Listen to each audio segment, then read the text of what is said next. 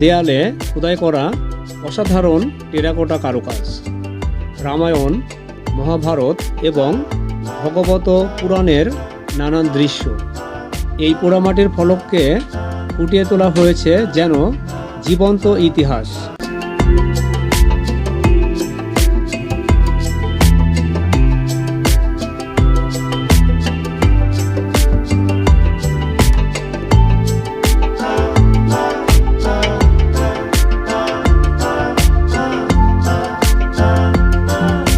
একসময় এই মন্দিরটি ছিল নবরত্ন মন্দির, অর্থাৎ এর উপরিভাগে ছিল 9টি সুন্দর চূড়া। কিন্তু 1897 সালের ভয়ঙ্কর ভূমিকম্পে এই চূড়াগুলো ধ্বংস হয়ে যায়। তারপরও আজও মাথা উঁচু করে দাঁড়িয়ে আছে এই নিদর্শন।